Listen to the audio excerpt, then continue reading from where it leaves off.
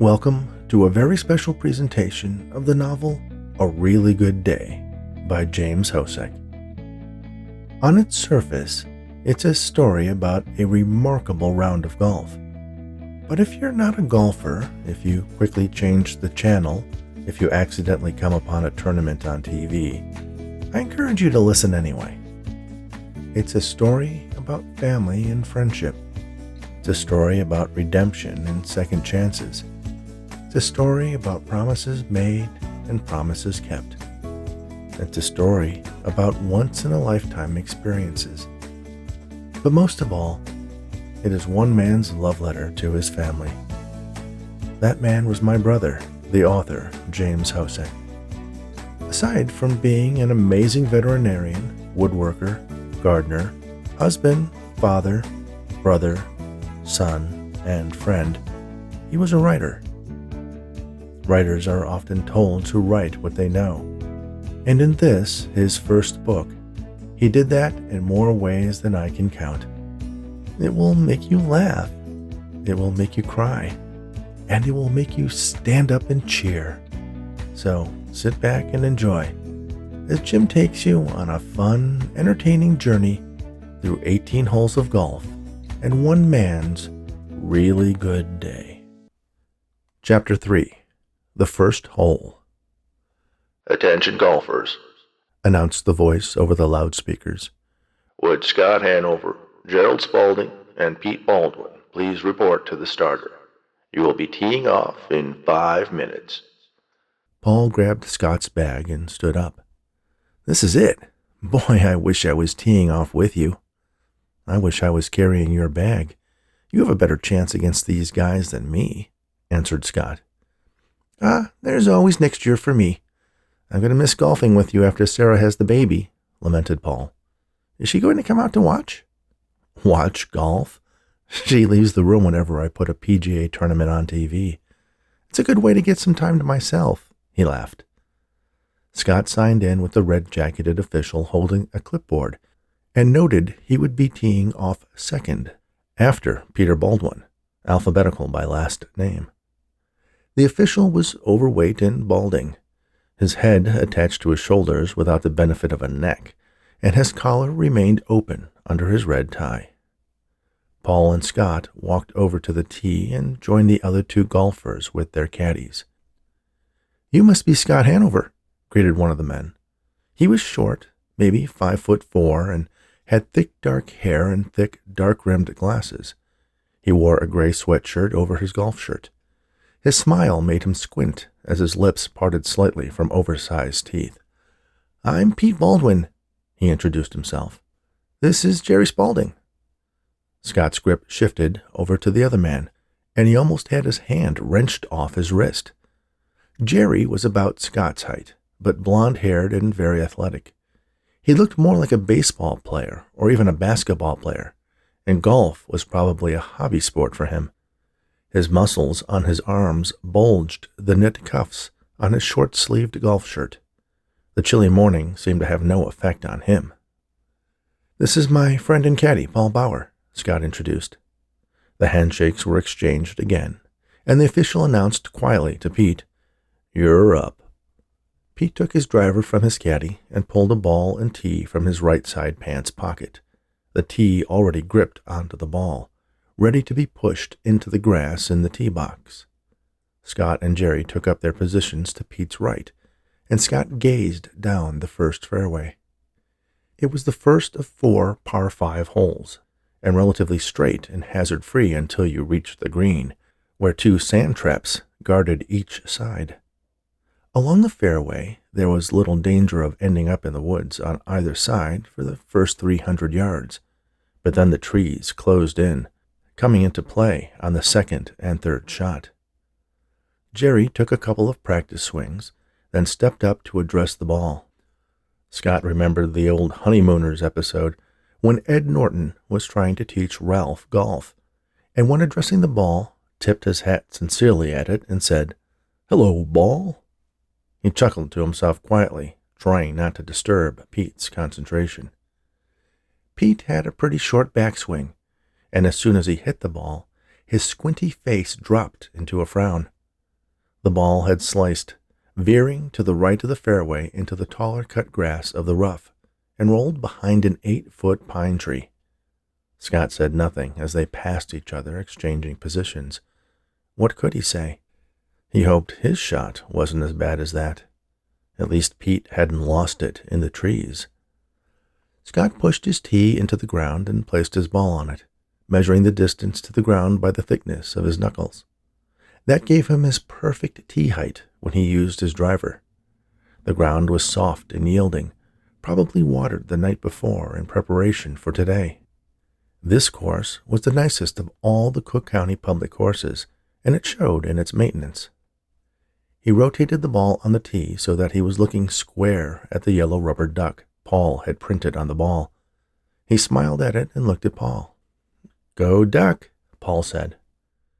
He stepped up and used his driver to mark an invisible line through the air from the flag on the green to a position 3 feet behind his ball. He would position his feet parallel to that line to set up his aim. It didn't always ensure a straight shot, but he had learned long ago not to trust his ability to walk right up to the ball and place his stance. More often than not, his toes formed a line that led far left of where he wanted to aim. His ritual drew a confused look from Jerry and Pete, but he was determined not to let them intimidate him. They were better golfers, so he wanted to make sure he had taken every step to guarantee he had a good game. Scott stepped up to his imaginary line and looked down at the ball. He set his left foot just to the left of the ball, his right foot a shoulder's width away. As he tilted his head back to stretch his neck, he noticed a girl with a red ponytail about 15 yards away on the cart path leading down the fairway. She had a large camera hoisted on her shoulder and appeared to be taping him. Perhaps she just wanted to make sure she had a good angle for when the top-ranked players made their start in an hour and a half or two.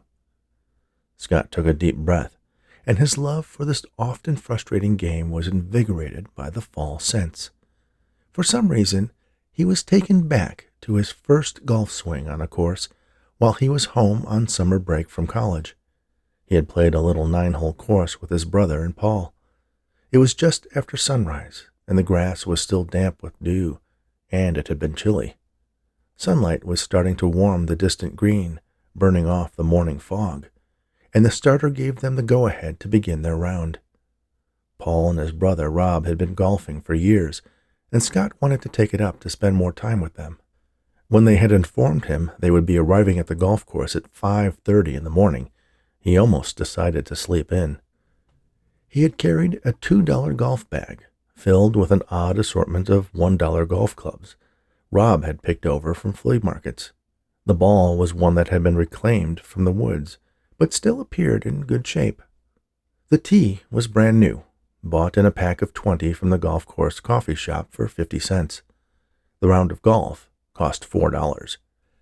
As he stood on the tee, he took a few practice swings, the club head never quite covering the same patch of grass twice, but he figured that was as good as it would get and stepped up to the ball.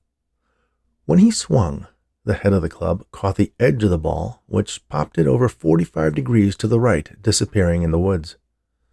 "Mulligan," Paul had offered as he tossed him another ball. Mulligans were free shots handed out in casual games to prevent an embarrassing start. Scott had topped the second shot, but it managed to go straight about 50 yards. Thus began an affliction that would get him out of bed at 5 in the morning most weekends that summer.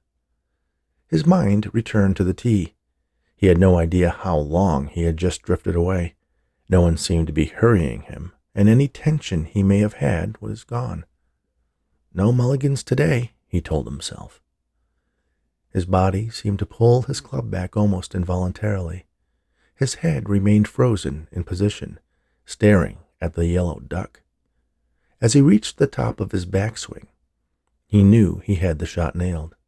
He brought the club back around, and the ball went sailing, his eyes reflexively following its path. The ping of the club head echoed once from the trees. Scott held his driver dangling over his left shoulder, watching the ball, too afraid to take his eyes off it for fear it would drop and he would lose it. The golfers and caddies clapped impressed as they watched the ball land precisely in the middle of the fairway, bounce a few times, then roll to a stop. "Nice one," Paul said. Scott pulled his club off his shoulder, keeping his eyes on the ball. Paul took it from his hand. He turned and saw the red-haired camera woman staring in disbelief at the shot. Her camera was pointed slightly down, but he thought maybe she had taped the ball sailing out. "I'd say 310 yards, whispered Paul as he slid the club into its slot in Scott's bag. "Phew," muttered Jerry Spaulding. His head was nodding from side to side. He slipped his tee into the ground near where Scott had shot. Without much fanfare, he set up his shot, waggled the club in his hands for a second or two, and almost too quickly to see, drew it back and slapped the ball down the right side of the fairway, almost as far as Scott's. "First time I've been outdriven in a while," he commented to Scott as he handed his club to his caddy. "Lucky shot," was Scott's answer. Jerry looked back down the fairway and smiled. "I'll take lucky over good any day." Scott and Paul laughed at the old saying. They had exchanged the same sentiment with each other many times. Jerry patted Scott on the shoulder, and the three golfers and their caddies started walking down the dewy fairway. The loudspeaker from the clubhouse announced the next group starting. A few spectators wandered along behind them, sticking to the path cart. The camera woman picked up a styrofoam cup of coffee from the ground next to her and sipped it as she followed the fans along. She looked back once to the clubhouse, but shrugged and walked on. Ellie had returned to the clubhouse earlier and was surprised to find Jason Bernard waiting for her with a cup of coffee. When she suggested she go out and get some footage of the early golfers, he agreed eagerly. She was sure he wanted her out of his hair, and it looked like she was going to do all the work today. She shrugged it off and went out to the first tee. Scott Hanover's drive was a thing of beauty. She decided she would follow his group, at least for a while. Paul pulled a club out of the bag and handed it to Scott. It was his 7-iron. Scott looked a little confused at Paul. "I can make it to the green with my 3-wood, Paul," he whispered. "You can make it to the sand trap, Scott. Get it up to 100 yards and then close to the pin for a 1-putt. You got 18 holes and a great chance to birdie this one." Scott knew Paul was right. Risky wasn't smart, and he needed to play smart today. The short pine tree blocked Pete's shot to the green. He chipped it out at a 45-degree angle onto the fairway and ended a few yards behind Scott's ball, but slightly in front of Jerry. Jerry had what looked like a 3-iron out. He would likely try for the green and probably had the control to do it. Or was he taking a risk after being outdriven by Scott? With the same quickness as his tee shot, he powered the ball off the short fairway grass toward the green. After watching his ball for a moment, he snarled loudly, like an angry lion. The ball bounced, then rolled into the sand trap to the left of the green. Paul was grinning and nodding.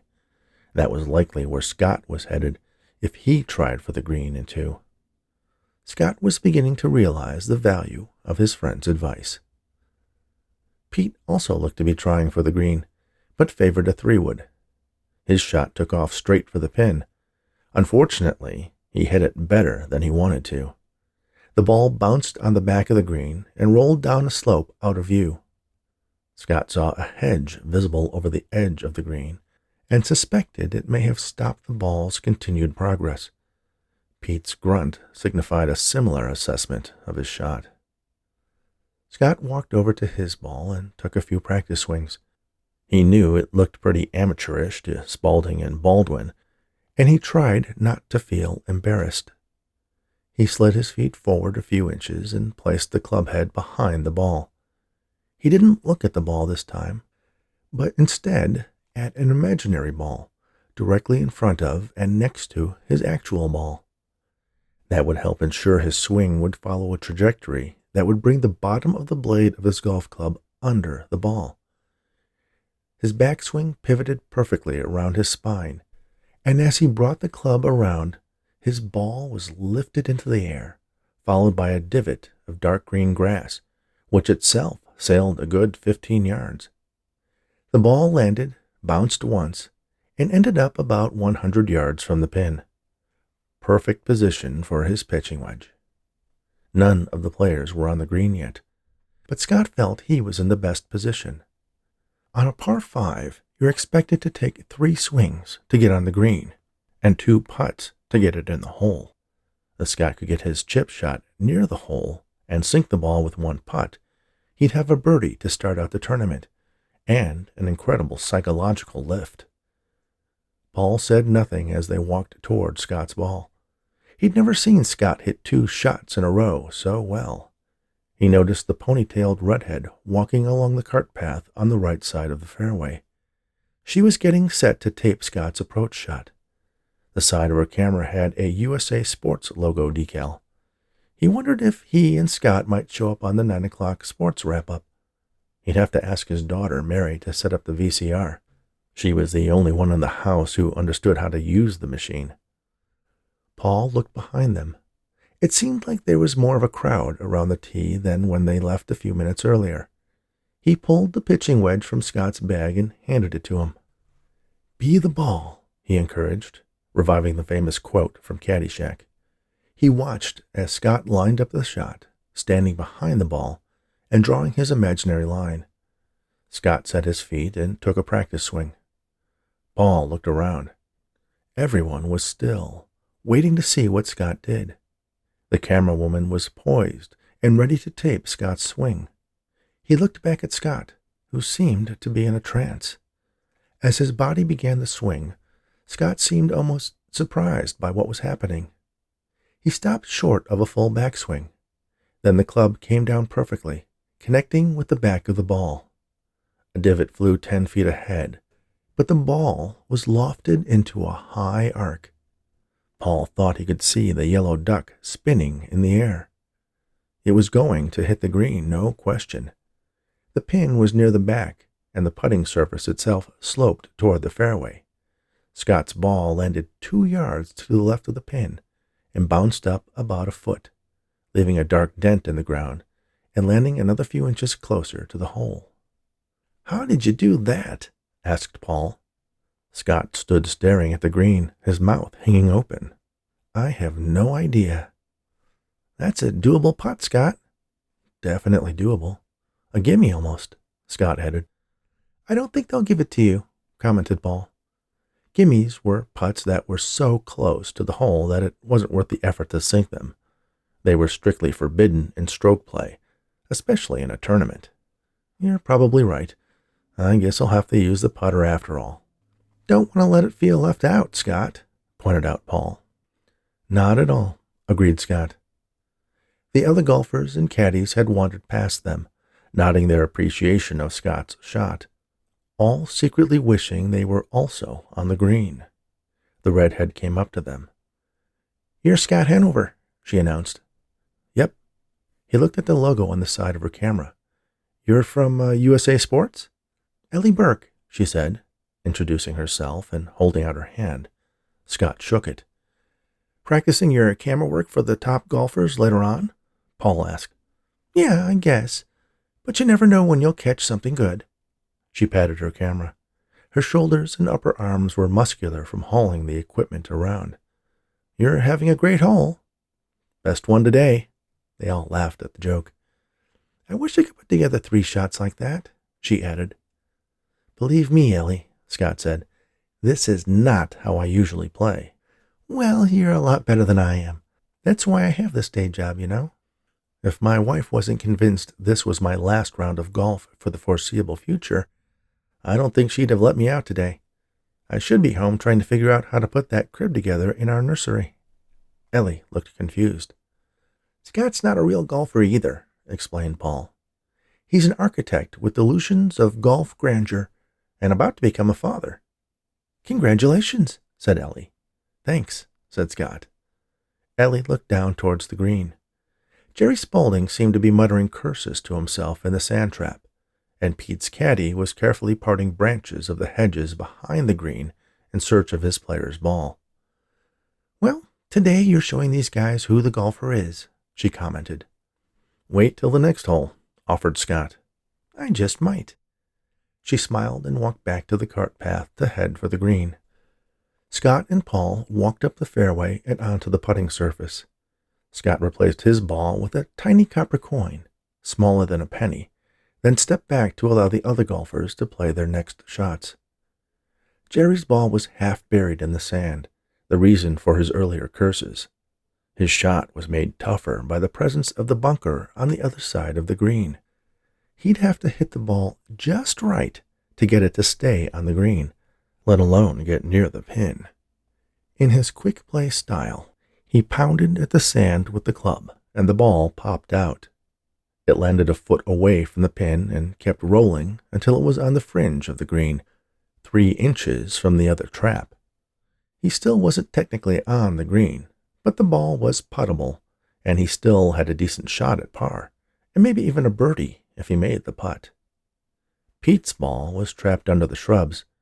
He managed to pop it out somehow and made it onto the green, but the ball continued to roll, assisted by the downhill slope, ending up on the apron in front of the green, a good 20 yards from the hole. Pete wandered around the green, putter in hand, shaking his head from side to side. Still a remote chance for par, thought Scott. Pete was aiming for the hole, but only hoped to get it close. Too far and he'd have a downhill putt for par. Too little and he might still be 5 yards out. He hit the ball with deliberate force. It rolled up the unseen undulations of the green, veering to the right, ending up almost exactly opposite the hole to Scott's coin. Jerry took more time lining up his putt than he did with his other shots. The slowness of his putting stroke was in stark contrast to the speed of his other swings. He putted the ball off the narrow fringe surrounding the green. It passed right next to the edge of the cup and veered left, as if some force in the dark depths of the hole was trying to pull the ball in. He ended up only 12 inches away. With a casual, almost careless, single-handed swipe, he knocked the ball into the hole. He was in with a par. The red-jacketed tournament official indicated that Scott was furthest from the hole, so he readied himself for the putt. He walked off the green to the left, and Paul followed him.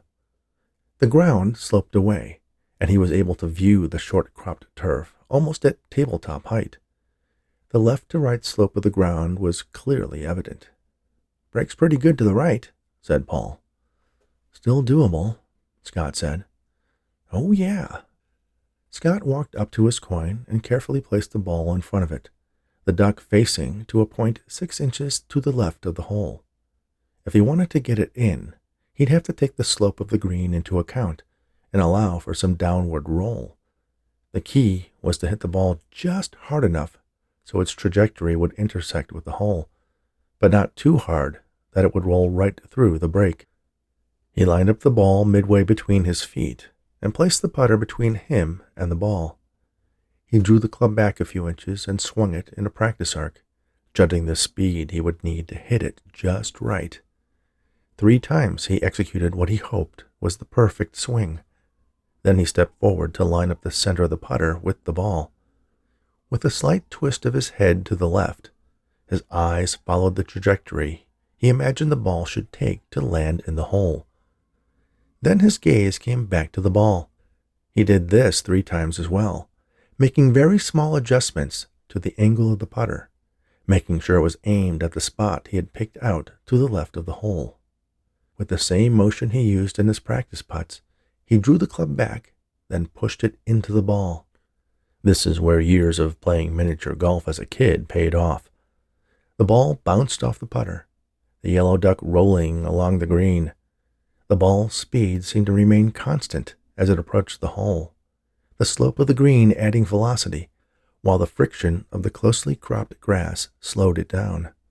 As it approached within a foot of the hole, it turned slightly, angling directly toward the center of the cup, landing inside with a satisfying plunk. "Yes," Scott almost whispered. What a great way to start. He could bogey the next hole and still be shooting par. "Birdie," said Paul, drawing out each syllable with pride. Scott pulled out his ball and walked off the green past Pete Baldwin. Pete was shaking his head in disbelief. He lined up his putt, not taking nearly as much time as Jerry and Scott had. He hit the ball strong, straight for the hole, and right over it, ending up 1.5 yards away. He looked like he wanted to pound the green with his putter. Resuming his stance, he retook the shot without the ball, trying to adjust in his mind the strength of his swing to let the ball drop satisfyingly into the hole. His sixth shot was almost too light. The ball rolled up to the lip and quavered for a moment before dropping in. Pete's caddy gave him a pat on the back and took his putter. Scott noticed a tournament official talking into a walkie-talkie and making some notes on a clipboard. It was probably an update to the clubhouse about how the three had finished up. He looked back toward the tee. The next group was already waiting halfway along the fairway to hit their balls on the green. The third group was waiting on the tee itself. Plenty more birdies coming today, he thought. His great hole would be lost in a sea of others, but what a great way to start the day. Jake Fisher was starting his second cup of coffee. He could feel the surge of caffeine still fighting through the lingering effects of the alcohol from the night before. His morning coffee had usually followed his first cigarette, and today he could taste the delicious flavor of the drink he usually consumed out of habit, a habit that was perhaps just as strong as his addictions to smoking and alcohol, but one he knew he'd allow himself to keep. Earlier, the official at the starters table had eyed Jake with a questioning leer as he rummaged through the stack of credentials, wondering if Jake Fisher was really supposed to be there. Jake smiled and tried to smooth out his hair as best as possible. He pulled his jacket closed in the front to better obscure his dirty shirt, and curled his left fore and middle fingers into his fist to hide the nicotine stains. He realized his appearance didn't present him in his best light. He hoped his offer of a contract would be taken seriously by Andrew Patterson, once he found him, that was. A badge was now clipped to his lapel, covering a stain on his jacket he hadn't noticed earlier. He took some time to study the pairings for the tournament, to get some idea of when Patterson would be teeing off. Between the tees for the first and 10th holes was a series of 4-foot by 8-foot plywood panels, each painted green with white lines drawn on them to create giant scorecards. Large green placards with the players' names carefully stenciled in white hung on small hooks on the left sides of the large scorecards. A separate board was reserved for the top 10 players at any given point in the tournament. Jake's knowledge of golf was limited to watching an occasional game on television and a few rounds he had played years before that had convinced him it wasn't a game tailored to his particular temperament. In addition, he could name a couple dozen professional golfers. His limited experience had instilled an admiration for those players who had the skill to consistently send the ball where they wanted over distances greater than 3 football fields. Like many sports, however, his ability to play or even understand the intricacies of the game was not necessary to successfully recruit an athlete. He found the best way to get in good with a player was to compliment them and let them talk. Athletes usually loved to talk about their sport, and Jake would let them. Right now, he hoped his sports agent skills would do their trick on Andrew Patterson. The only description he had of his quarry was that he was quite a character.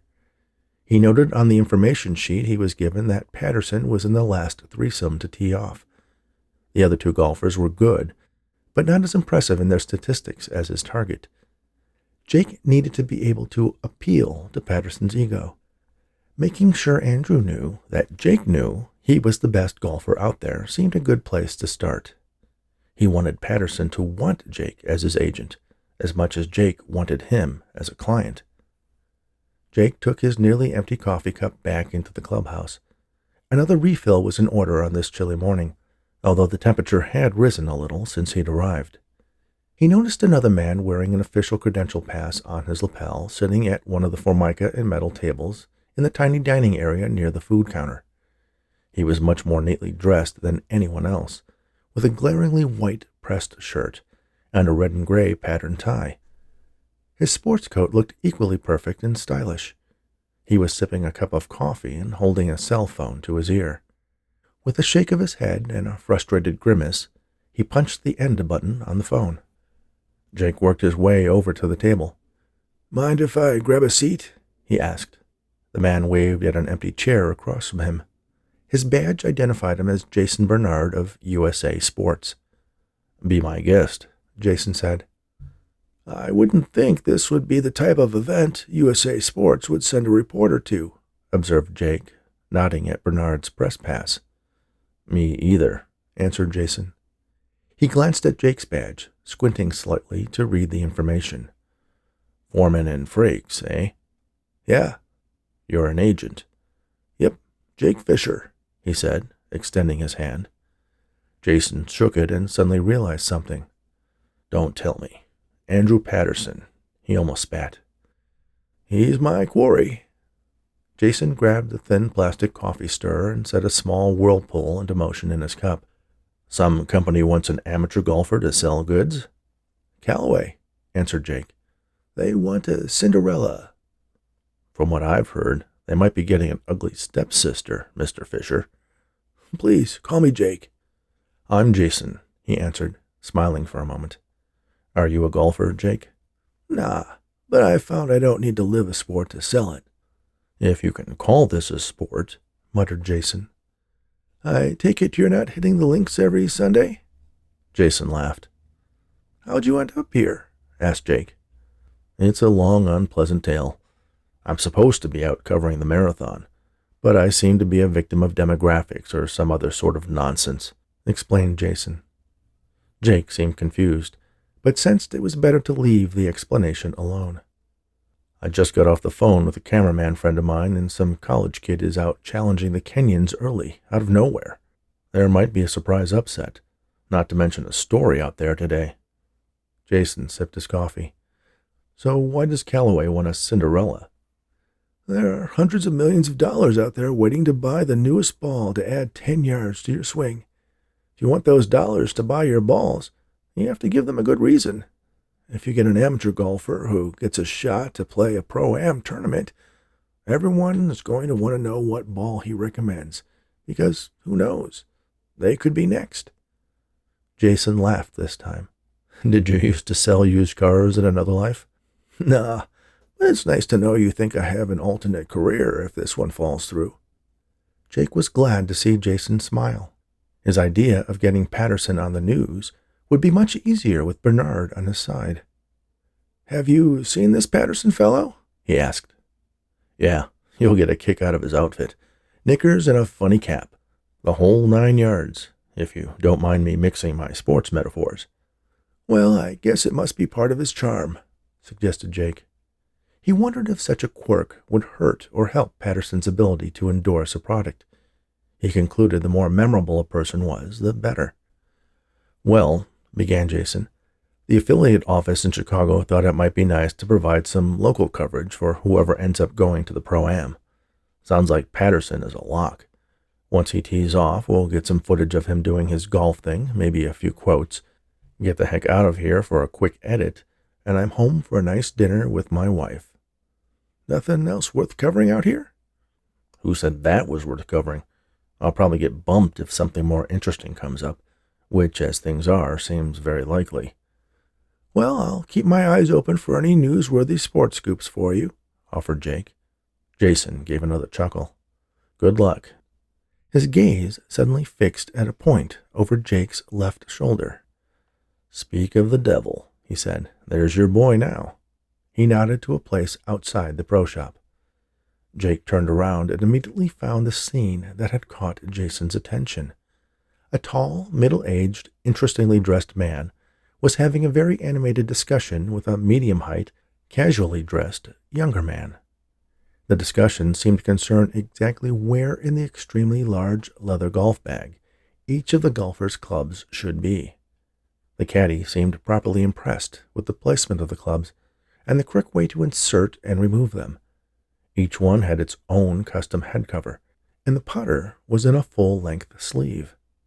The older man's costume did exude a certain air, including a strong odor of pretentiousness, even through the glass of the pro shop window. A dark red leather pair of soft spiked golf shoes contrasted greatly with the green and purple argyle socks. Halfway up his calves, the green and yellow plaid knickers streamed all the way to his blazing white belt. From there, Argyle took over again in the sweater, combining a pattern of dark red and bright orange diamonds with yellow stripes splitting the diamonds into smaller shapes. His shirt was lime green and open at the collar. A coat of arms decorated the left breast of the sweater. In his left hand, the stem of a white-brimmed brown pipe, held by the bowl, helped to emphasize the golfer's gestures. The golfer wore spectacles rather than glasses, thin wire frames with large loops over the ears. He topped it off with a plaid Scottish tam, complete with a white and maroon pom-pom plopped in the middle. Jake turned his head back slowly to look at Jason. "How's that for charm?" Jason asked. "Meet Andrew Patterson, my friend." It was Jake's turn to chuckle. What had Jonathan sent him into? He turned back to observe the scene again. Patterson gave his caddy a final admonishment and turned on his heel, his pipe now jutting from his mouth as he nodded in disbelief at the boy's apparent ignorance. Jake got up from the table to chase after the flamboyant golfer. "If you see a redhead with a ponytail and a television camera, don't tell her where I am. I'll find her when I'm ready," Jason said. Jake thanked the reporter for the information. The two men shook hands and Jake went outside. Unbelievably, his prey had vanished. He turned to the caddy to see if he might know where his boss had disappeared to. He might also be able to give Jake a better impression as to what Patterson was like. The more he knew, the better, and it seemed like there was a lot he needed to know. Sally Bernard followed the noise to the basement of the grade school building. Already, several dozen women were emptying boxes of donated items onto the tables and sorting through them. Most of the items had been set out over the previous week, but donations had been coming in every day, and there were always some last-minute pieces to sort and price. A few of the women greeted her as she came in, but they quickly resumed their work. The doors would be open to the public in less than an hour, and everyone felt the pressure to be ready. The Northfield Methodist Church Women's Auxiliary Rummage Sale was a widely popular biannual event, and consequently the biggest fundraiser for the church. Many other groups had tried to copy it, but over the years the NMCWA had built up a loyal core of people who solicited and gathered items for the sale. No one else could match the selection and quality they garnered twice a year, and most had given up on trying to compete. Sally headed for her section of the basement. She called it the living room because she was in charge of things to be sold that people would likely put in their living rooms. There was a large area of furniture containing everything from sofas to rocking chairs, several with sold signs on them, as the women's auxiliary members had first choice of all the items, and many took the opportunity to single out the prime pieces for themselves.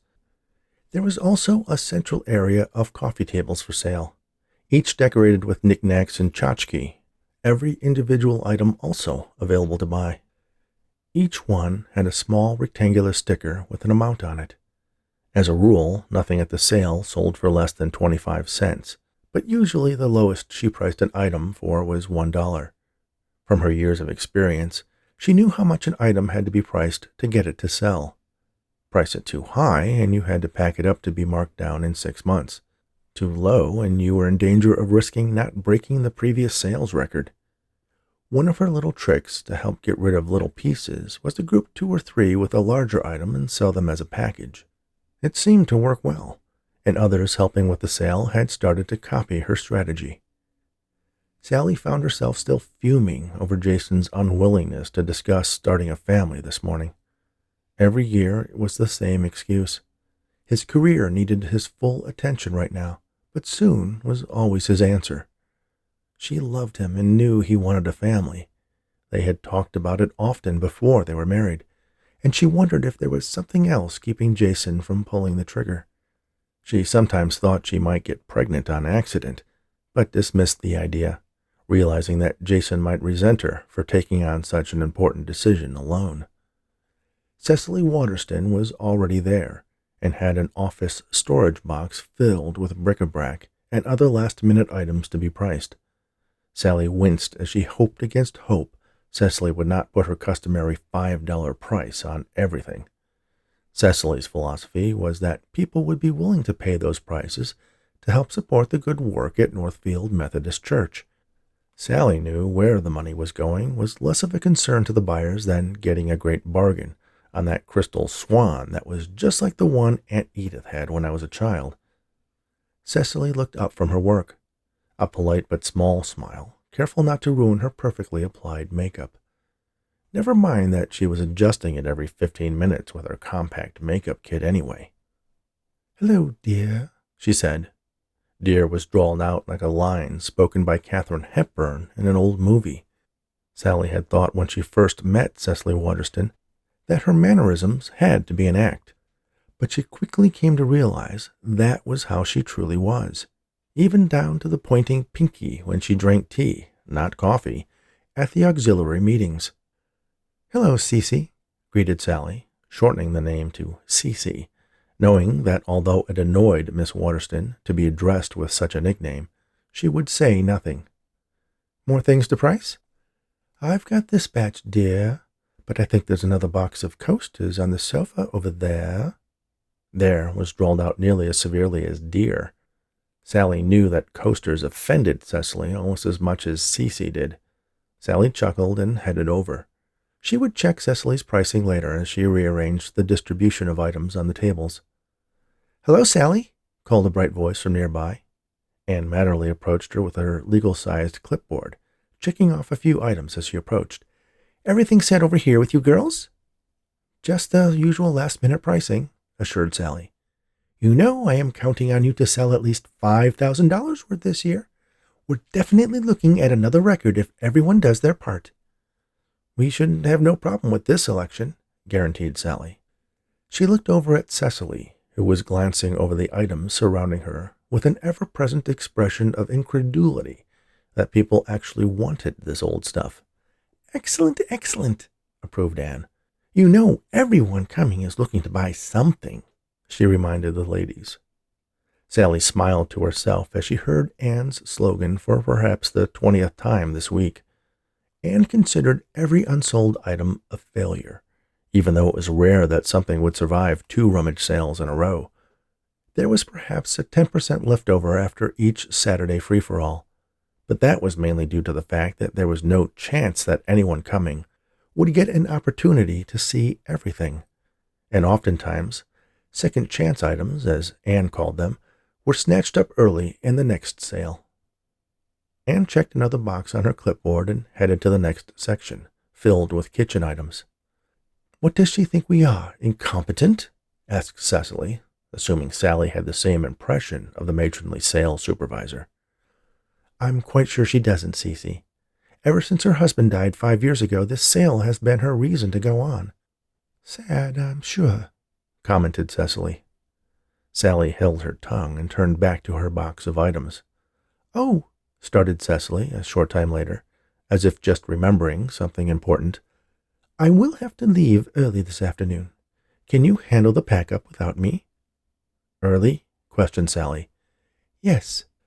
Cecily put down the last item she had just plastered with a $5 sticker and carefully adjusted her white cashmere cardigan sweater.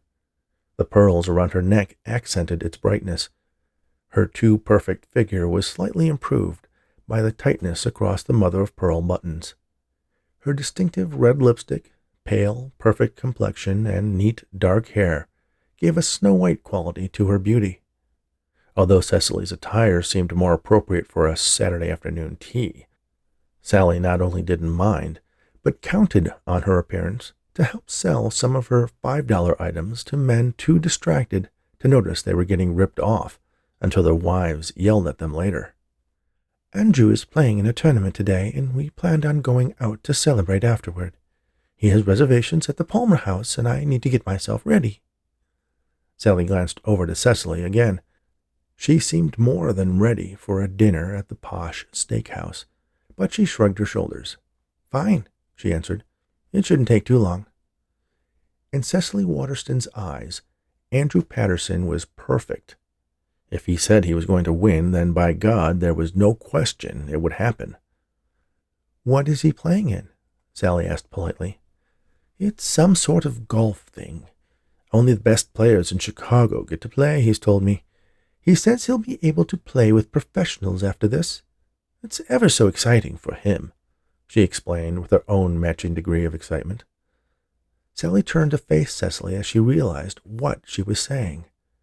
Andrew was playing in the golf tournament that Jason was going to cover today, the one that had him in such a bad mood. "Really?" drawled Sally, half imitating Cecily's mannerisms. "I do believe Jason will be covering it for his station today." Cecily was confused for a moment before recalling that Sally's husband worked for the local affiliate of a television sports network. "Oh, how exciting for Jason. Perhaps he can get Andrew a tape. You know, a memento." "Maybe," agreed Sally. If only Andrew would lose today, and Jason caught it on tape. That would be something she wouldn't mind delivering to Cecily.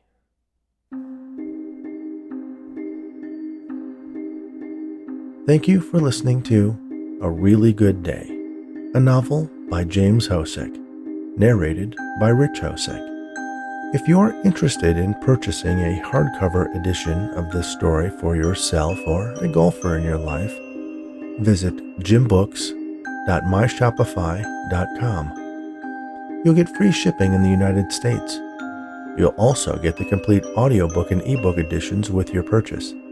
And make sure to subscribe to the mailing list for updates about the upcoming release of his Doctor at Mystery series, cozy mysteries about a crime-solving veterinarian. Thanks again, and all the very best.